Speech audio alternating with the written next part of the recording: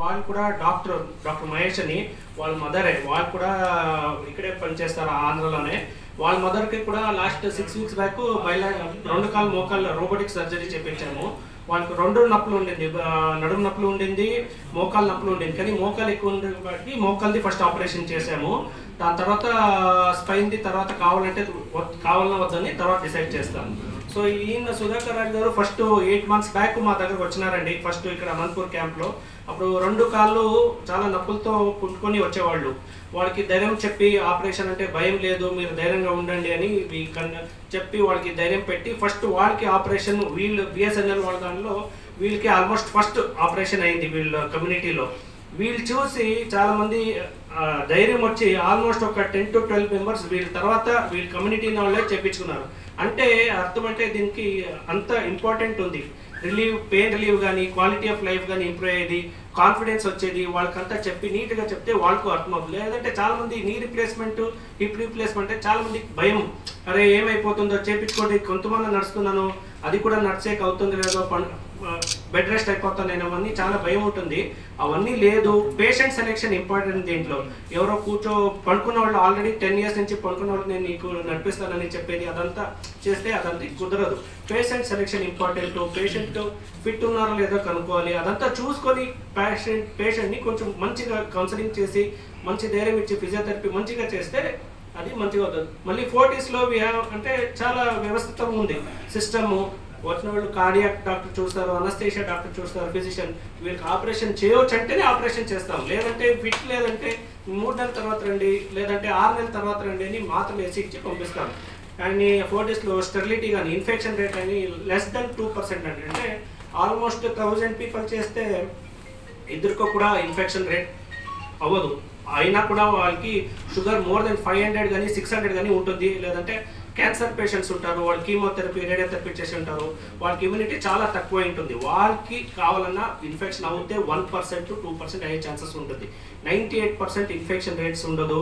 తర్వాత medical team కానీ, ICU team కానీ, ఏజ్ ఎందుకంటే ఈ ఆపరేషన్ చేసేది ఏజ్ వాళ్ళకి 60, 65, 58 to 78 అట్లా ఉన్నవాళ్ళు. వాళ్ళకందుకు ఆల్మోస్ట్ బీపీ, షుగర్, కొంతమందికి హార్ట్ ఆపరేషన్స్ కూడా, స్టెంట్ కూడా ఉంటాయి.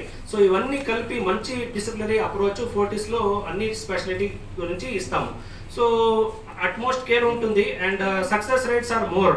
ఇప్పుడు మాకు robotic surgery 40s almost 1.5 years నుంచి చేస్తున్నాం. దాదాపు 1200 to 1300 దాకా చేసినాం 40s బనరాటలో రోబోటిక్ జాయింట్ రీప్లేస్మెంట్.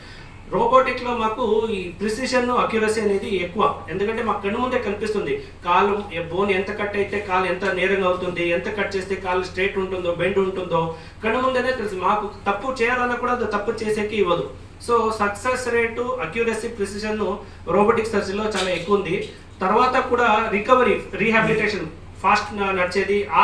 ఒక్క కాలు అయిన వాళ్ళకి ఆ రోజే నడిపిస్తామండి. 2 కాలు అయిన వాళ్ళు నెక్స్ట్ డే నడిపిస్తాం. సో ఫాస్ట్ ట్రాక్ సర్జరీ అంటాం కదా. సో నెక్స్ట్ డేనే వాకింగ్ అంతా స్టార్ట్ అవుతుంది. సుధాకర్ రాజు గారికి నార్మల్ నీ రిప్లేస్మెంటే చేసింది. కానీ ఎండ్ ఆఫ్ 6 months పెయిన్ 2కు సేమ్ ఉంటుంది. కానీ ఇనీషియల్లీ రికవరీ ఉంటుంది కదండి. కొంచెం రోబోటిక్లో కొంచెం బెటర్ అని చెప్తాము. దాని తప్ప ఇంకా రోబోటిక్కే చేసుకోవాలని ఏం లేదు. కానీ రోబోటిక్ హ్యాస్ ఇట్స్ అడ్వాంటేజెస్. దాంతో అడ్వాంటేజెస్ ఉన్నాయి. జిల్లాలంటే అది స్కీమ్ ఏమైనా ఉంటే వాళ్ళ దగ్గర ఉంటే డెఫినెట్లీ తగ్గిస్తాం. అది మేనేజ్మెంట్ తో మాట్లాడి ఆరోగ్యశ్రీ లేవు సార్ మా దగ్గర. Cash, ECHS, railways, ECHS military వాళ్ళు, చాలా మంది ఇన్సూరెన్స్ పేషెంట్స్ వాళ్ళు ఉంటారు. ఎవరు ఫ్యామిలీలో కొడుకులు, కూతుర్లు బెంగళూరులో కానీ, హైదరాబాద్లో కానీ, సాఫ్ట్వేర్లో కానీ వర్క్ చేస్తుంటారు. వాళ్ళకంతా ఇన్సూరెన్స్లో ఆల్మోస్ట్ ఫ్రీగానే అవుతుంది. ఈవెన్ లోవర్ మిడిల్ క్లాస్లో కూడా ఎవరైతే క్యాంప్కి వస్తారో సార్, ఎవ్రీ లాస్ట్ ఫ్రైడే ఇక్కడికి వస్తారు. అప్పుడు ఆయన పోయినాను, అక్కడే టెస్ట్లు అన్నీ తెచ్చుకున్నారు. ఒక్క రోజులోనే నెక్స్ట్ డే మార్నింగ్ నీకు ఆపరేషన్ అన్నారు. నేను దేవుని మీదే భారం వేసిన, అంతే ఏమన్నా కానీ అని ధైర్యం తెచ్చుకున్నా. కానీ సార్ చేసేటప్పుడు సారు నవీన్ సార్ మాత్రం దేవుడు నిజమంటే. ఎందుకంటే సుధాకర్ రాజు గారు రైట్ లెగ్ అయిపోయిందండి, లెఫ్ట్ మొదలు పెడదామా అన్నాడు. అంటేనే నాకు తెలుస్తుంది రైట్ ఎప్పుడు చేసినారు సార్, కానీ ఇది మొదలు పెట్టండి సార్ అన్న. అప్పటికే చేస్తాను సార్. కానీ పెయిన్ అనేది 1-2 days 3 days. కానీ సిస్టర్స్ మాత్రం చాలా హెల్ప్ చేసినారు సార్.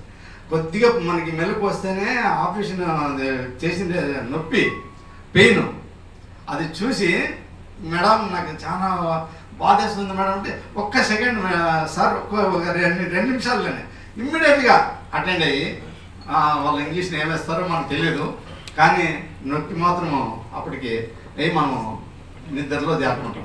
అలా సారు నాకేమో అనిపించింది నవీన్ సార్ హ్యాండ్ అట్లా దాని ఎందుకంటే రోబోటిక్ చేయించుకుంటారు అట్లా ఇట్లా అంటే మా ఫ్రెండ్ ఒక ఆయన వద్దు సారే చేయని బాగా చేస్తాడు అంటే నేను రోబోటిక్ కూడా నేను క్యాన్సిల్ చేయవద్దన్నాను సార్నే చేయమన్నా కానీ బాగా బ్రహ్మాండ చేసినాడు. ఇప్పుడు 8 months జరుగుతుంది అది ఆపరేషను. అప్పుడు నిలబడి ఇంకా ఒక 5 minutes అడుగు వేసేవాడిని కాదు. ఇప్పుడు రోజు 3-4 kilometers అప్ అండ్ డౌన్ చేస్తున్నాను. ఎక్కడ పోవాలన్నా నేను నడితే వెళ్తున్నాను. ఇప్పుడు హాయిగా ఉంది బ్రహ్మాండంగా. ఎందుకంటే నేను నా భార్య నేను ఇద్దరే ఇంట్లో. సార్ కూడా బాగా తెలుసు మా వాళ్ళు కూడా మేడం అని సార్ కూడా అంత ఏమంటే ఫోర్టీస్ హాస్పిటల్లో బ్రహ్మాండంగా చూస్తారు హాస్పిటల్లో మాత్రం.